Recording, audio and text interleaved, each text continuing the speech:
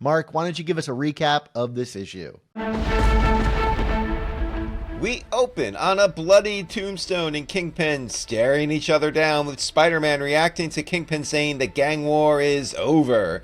Fisk says that the war has come to a conclusion that is acceptable to him, and that makes Tombstone start raging that Kingpin would brag about killing his daughter while smirking, until She-Hulk rightly points out that all of the subterfuge and vagaries and Kingpin's wording here, all that doublespeak, she's like, he's got nothing, and he doesn't have nothing. So we flash over to Beetle and Rose, and indeed, Kingpin's goons have neutralized Digger and are now carrying the Rose out, kicking and screaming.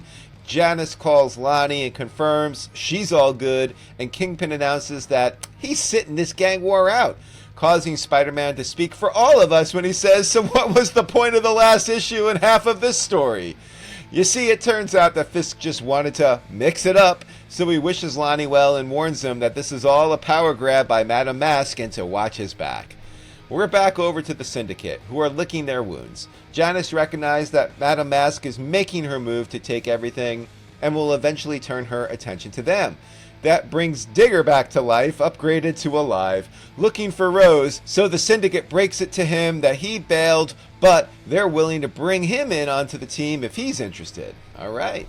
So now, we're downtown, and Madame Mask is getting the recap of things from Shotgun. She blows something into her face. Maybe it's another face mask. Maybe it's some lovely perfume. It's hard to see, Dan.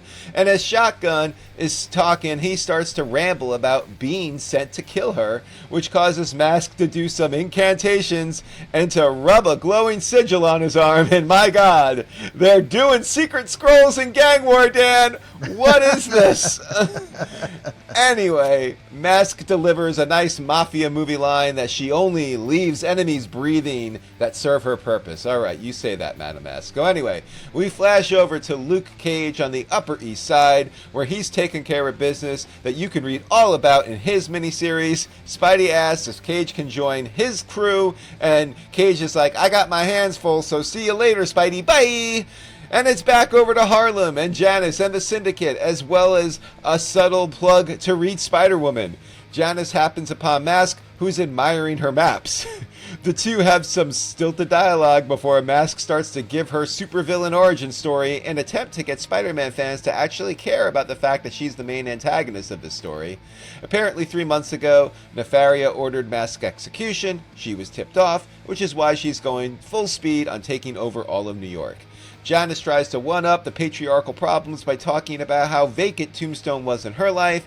It made her feel like she wasn't good enough for him, so that's why she's now playing to win the war. Mask tells her to meet her at the playground at 12 noon tomorrow and bring snacks, and Janice says, of course I'll bring snacks, you better bring snacks too, or something like that.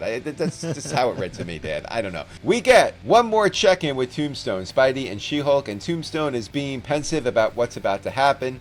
Spidey says he'll make sure they are the winning team, and then he remembers that Randy got shocked because this comic seems to have forgotten that important inciting incident of the story before jumping away with She-Hulk.